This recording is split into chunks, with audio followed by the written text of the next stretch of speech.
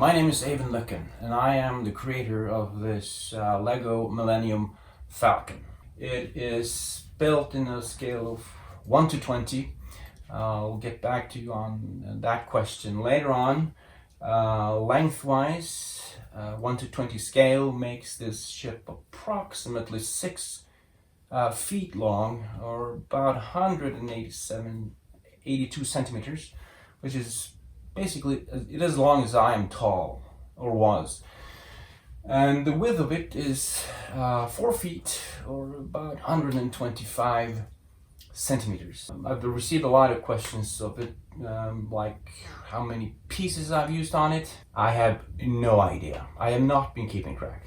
I have not been keeping count of the pieces I've used, because I have changed so much. I rebuilt so many things, I just lost track of it. But if I had to estimate something, I would say it's somewhere in the vicinity of 50 to 60,000 pieces as an estimate. 6 feet long, 4 feet wide, 55,000, 60,000 pieces. That's the stats of it. Do this slowly so you get the chance to kind of see the details, and I also have to keep an eye on the walls in the room because it's a long ship and I don't want it to be bumping into any walls, or either damaging the model or my house. But obviously just keep a track of the mandibles over there, and then rotate around and you get the glimpse of the engine there. Yeah, the saucer hull, the main hull is completely circular. I made a, let me duck under the mandibles there for a second. There we go. And there's a complete circle.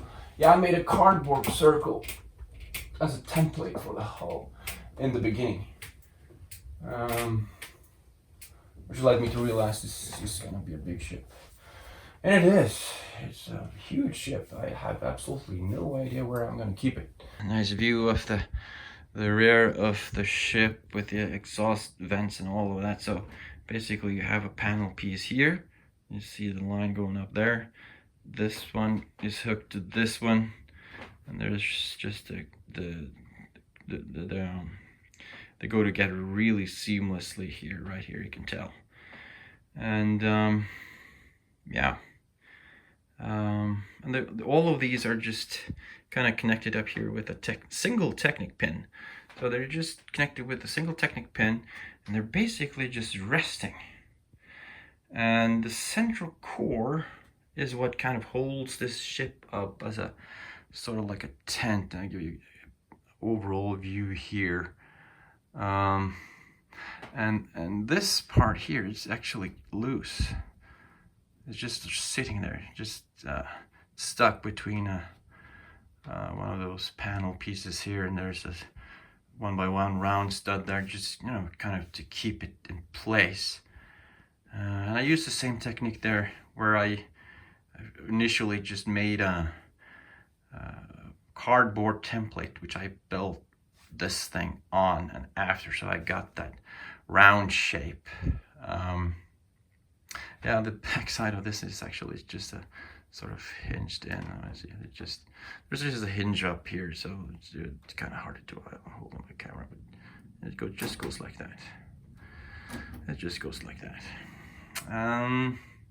Yeah, and yeah, I would like to show you a couple of things. I was able to incorporate a couple of bionicle pieces here as greebles. I really love those. I think it came out nice. I'm pretty satisfied with the rear of the ship. I used flat silvered grill tiles pieces here, and I got to incorporate these here, which I love. I used them also on the other side. And there's this section you see right here with the fan, which repeats itself over there and over there, is a greeble that the designers of the original ship used several places all over the ship. there's one in the down in the access maintenance holes and all of that stuff. So yeah, so that is obviously a piece of a kit they bashed up and you used all over the place. So there you got a nice view of it over there. Yeah, and you have this access to these maintenance pits holes right here, which that one is actually part of this panel piece right here. So if I remove that panel, that one comes along with that one. What else can I show you? There's a lot of details here. These flaps are flappable to a certain degree. These bottom ones are more flappable. Yeah, I don't know. I'm not quite sure what else to show you. I got some. Let's turn it around a little bit more. Let's try not to bang into. There's those. The technique I used for the flexi tubes is that they are, to get them to stay like that, there's basically two techniques you can use. You can either heat them up, bend them, and then cool them down, or you can do what I did. I put a 1.5 millimeter steel wire through them. That made them bendable and stay in that fixed position. So yeah, well, it's a non-Lego element, the steel wires, but that just basically is the whole thing. And moving on over to the other docking ring section, you can see that I also incorporated these rubber tires here. So yeah, and over here you have the dish, the circular dish. It actually has a lot of details, and you can see in the background there I've still got some work to do on the finish there, but we're pretty close to it anyways. So this is let's see if I can get a closer shot. There's a lot of details on this dish. There's a lot of stuff, and there's one of those warning signs that the creators of the model incorporated to it several places. So that sticker was on the actual model used in the movies, but we don't get to see them because this thing just has a tendency of blasting past us. Let's see if there's anyone else. There's one on the bottom of the cockpit access tube that basically says that this is just a generic warning sticker, doesn't know what it says, and it just goes under the access tube. It's basically what it says. It's printed on there. So this is it. There's below here, there's the gunner's position. I've taken that out because it's a tower into its own. It's not finished, but I'm going to show you that in a few seconds. Yeah, this is a different view of it. You can see my messy desk over there in the background. So where I do all my work before I incorporate it into this model myself. This part is right next to the cockpit. Is really packed with wiring and details, and all of that kind of sticks in there. So yeah, yeah, that's pretty much it. I'm not quite sure what else you want me to show you, but there you go. There's a complete view of the ship over there, so you can get kind of a sense of its size and scale. It's a big ship. So yeah, you can see my other Lego collections over there. So this is kind of my room. There you go. So yeah, these forward protect the forward shield. They're just loose. It kind of holds this plate down, and it's yeah, it's stiff. It's rigid. All of the carrying structure in the model is in the bottom half.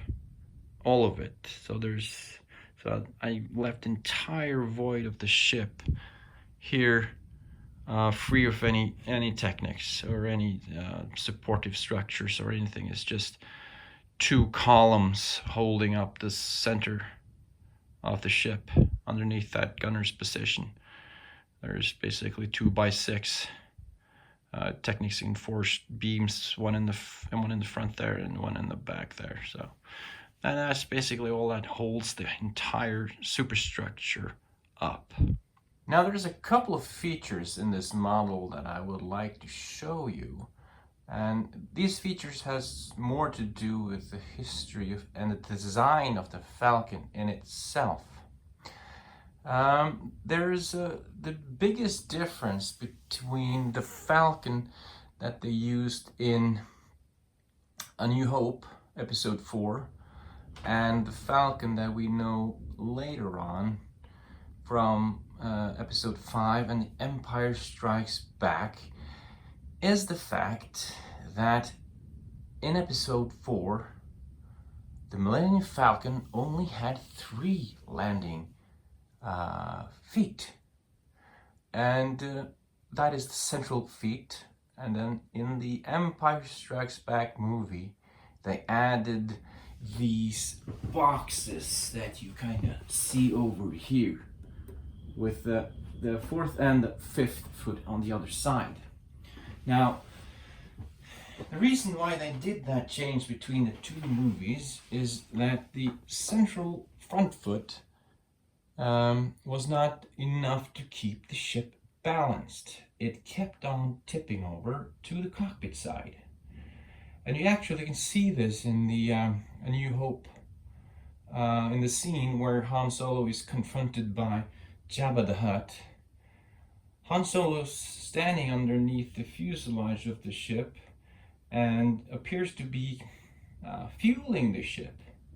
However, what that is actually a necessary way of hiding the fact that the ship could tip over and accidentally crush Harrison Ford, the actor. So they hid that support by intertwining various hoses and tubes and whatnot to hide that support. So for the Empire Strikes Back movie, they added the 4th and the 5th landing feet, and that in turn rendered the original 3rd foot redundant.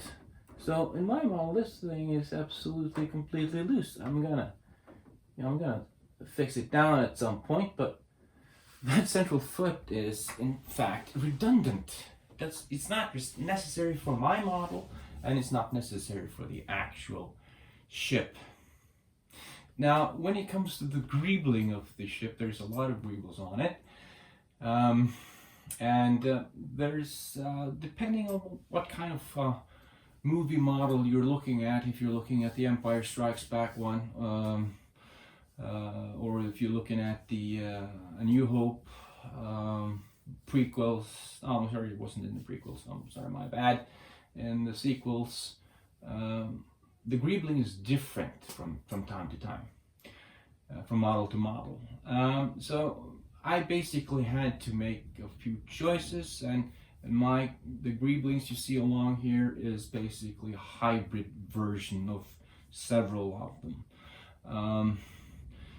When I had to decide how I'm going to greeble up the ship, I decided to keep in mind the original idea that the designers had.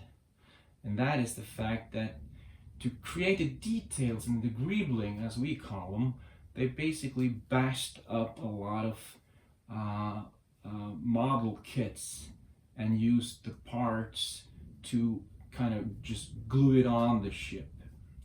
And what they did was they used parts of cars, tanks, planes, and whatever they had on hand which they could use. Now, I tried to keep in mind that the greebling stuff were kind of mechanical parts, like a part of a car. That is why this part of the section right here kind of looks like a transmission of a car. And that is exactly what it is. I don't remember if it was a transmission of a Chevrolet model or anything, but I wanted to maintain that kind of mechanical feeling that the Greebles had as a source when they kit bashed. That's what they called it back in the times. And I've included a couple of Easter eggs here. There's a cockpit here from the mini scale Falcon that I've used. That I even incorporated that into the parabol dish over there.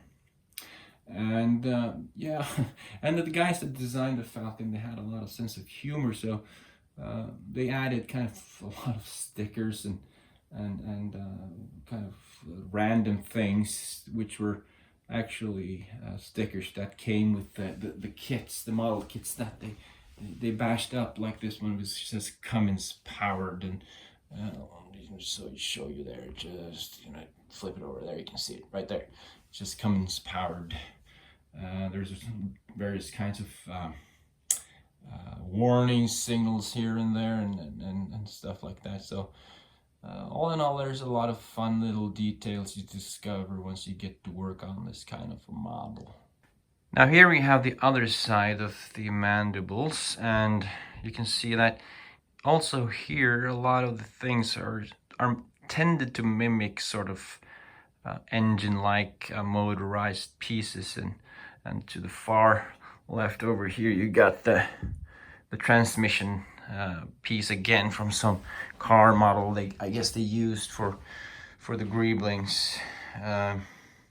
Once again, they called it kit bashing. And there's the cockpit. There's a straight on shot there.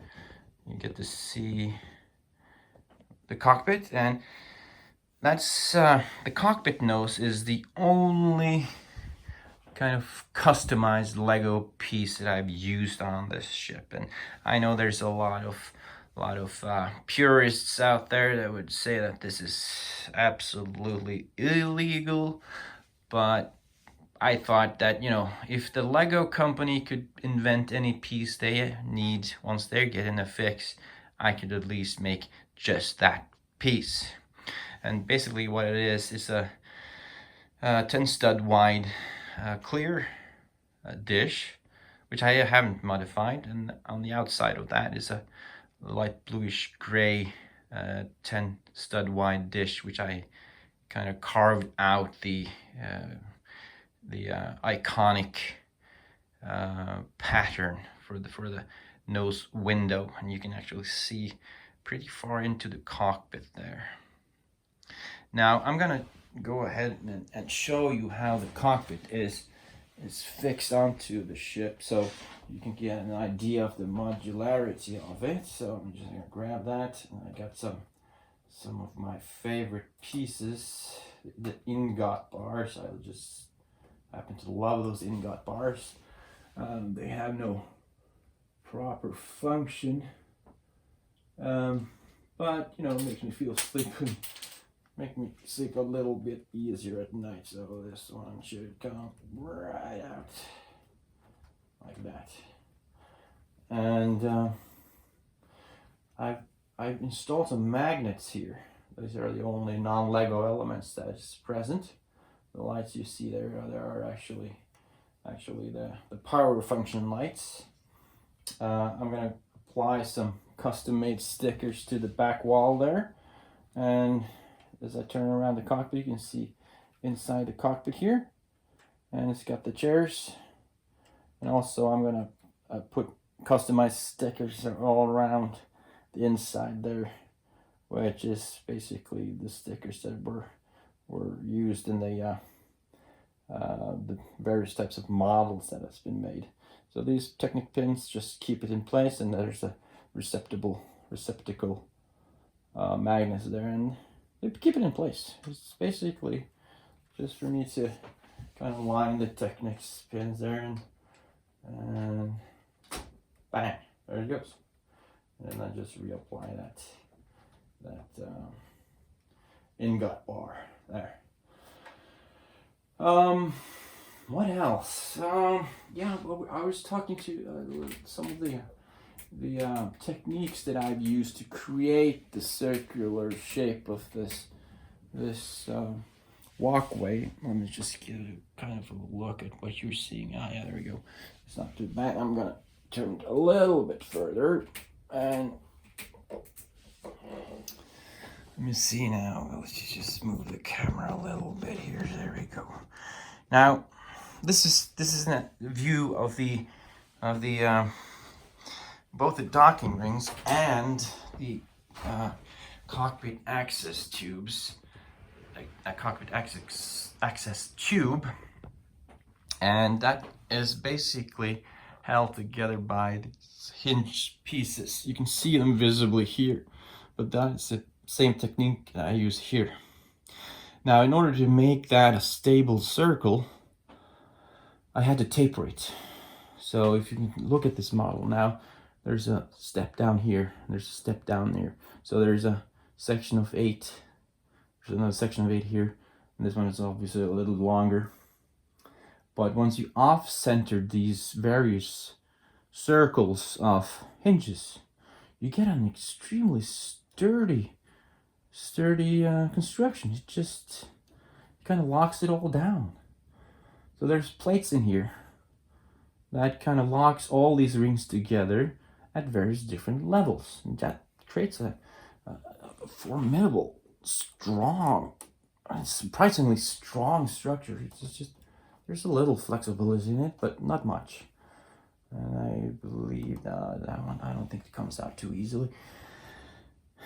So that's basically the main structure of how I created the circular solutions to the cockpit access tube, and yeah, and this is, I have to say, this is the cockpit, and the cockpit access tube must be the piece and the part of the ship that I've had the greatest challenge with, but is also the one I'm most satisfied with.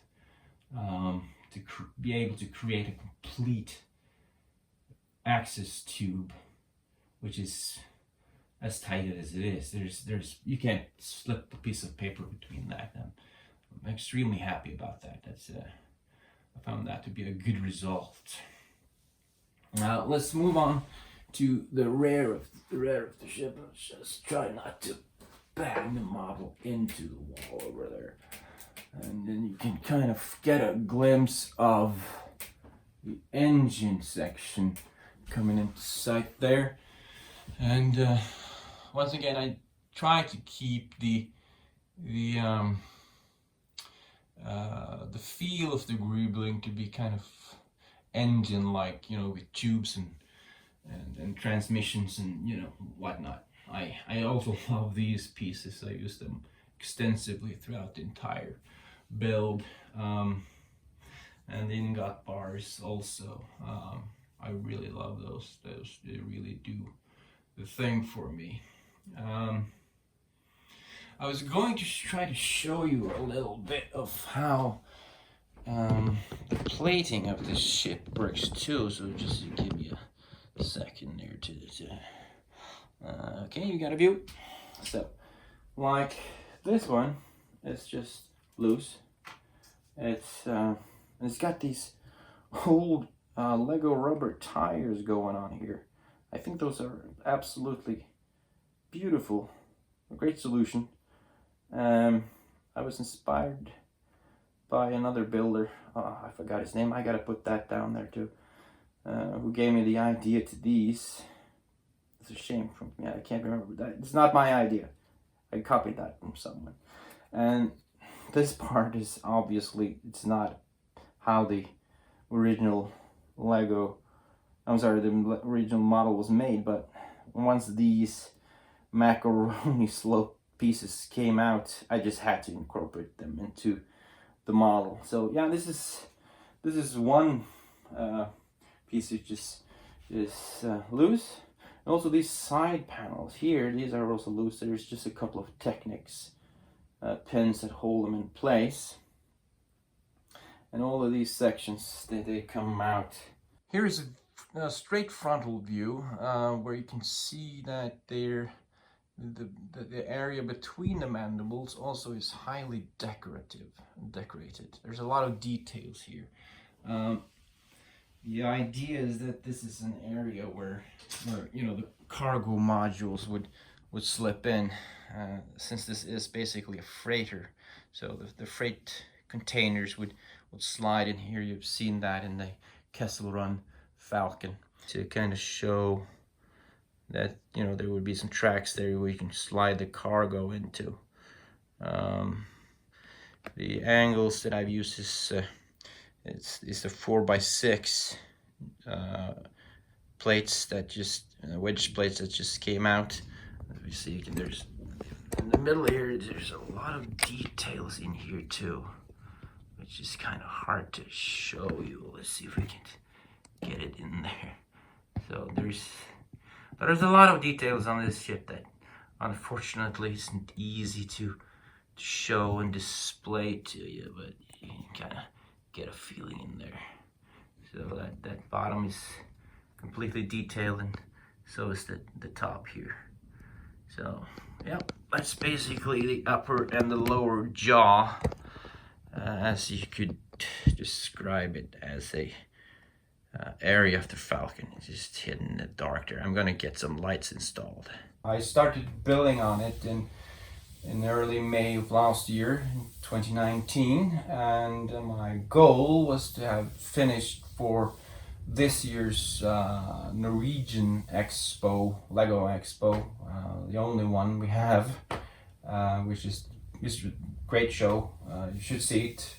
På Crosshold, which was supposedly to be at the end of April this year, but you know, because we are in the situation we are, it got cancelled this year. So for now it's for next year, which gives me a whole year of improving the model, adding more detail to it, adding a complete interior to it. The basic structure of it is pretty hollow today. There's not started on interiors yet, but some parts have interiors, like the cockpit, the gunner's positions, the landing access bay, bridge thing. So that's pretty much the interior that I've completed so far. Build time of this thing, 11 months, give or take. I would guess 700 to 1,000 hours. It's kind of hard to, again, I have not been keeping track of that either, but I've been at it, you know, whenever I had a chance. So I'm guessing 700 to 1,000 hours, somewhere between 2 and 3 hours every day. But you know, I've been not building on it for a week, then I've been building on it intensely for 1 other week. So the sources for the pieces are basically my own collections that I had from before. I've been collecting Legos pretty much all my life. Had a few dark ages like everyone else, and but for this model I realized that I needed a lot more. So I bought a lot of used Legos, secondhand used Legos, lots and collections. I think it was a total of 120 kilos of used Legos that I bought, sorted out what I needed, and gave the rest to my boys. Otherwise, I've been buying from Bricklink, like most of builders do, and some direct from Lego itself, Shop at Home or Bricks and Pieces, and yeah, but produced this, so it worked for me. So the used Legos that I bought is not on the outside, that is more on the interior and using the structure and the techniques, frame and so forth. The source material, other than the Lego itself, is of course what I can find online. I've studied blueprints, fan-based created blueprints, 1,000 photos, studying every angle, aspect of it, and recalculating everything down to a 1 to 20 scale Lego set. And which was, you know, there's a big calculations job behind this model. Yeah, that's pretty much the basics of it. It's built modular, so I can, you know, take it apart and transport it with me in large sections. The cockpit is one, the cockpit access tube is another. The entire hull is made out of panels, which I can disconnect from the ship. I can basically strip it down to the bare Technics frame and carry it with me in pieces and sections, and then reassemble that. It takes me about 15 minutes to break it down, and about 30 minutes to set it up again.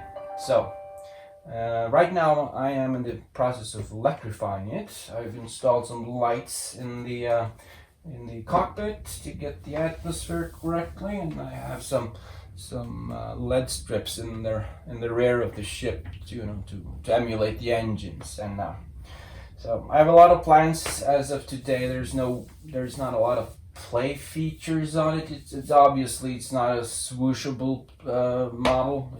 I would not recommend picking it up and running around the house with it over your head. You'll probably break your back or something. This is really heavy. I've not weighed it, but it's massive. It's heavy. Well, depends on how you define play features. You know, obviously the cockpit is a play feature. The landing bay where you can open close that is a play feature.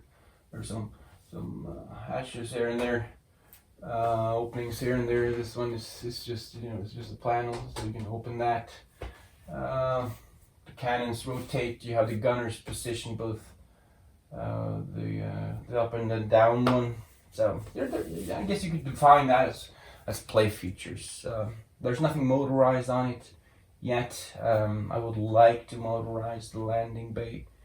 I would like to motorize the belly gun, the tiny one that pops down. But there's no motors in it. But there's lights. Well, that's the view. That's what I got. Hope you enjoyed the videos. I hope you enjoyed the tour. Please leave any commentaries, any suggestions, criticism. You know, I want to improve on the build, never give up on it. So, but it's a product of love of Star Wars, love of Legos. So thank you very much for watching, and thank you very much for any ideas or comments you might have on this model.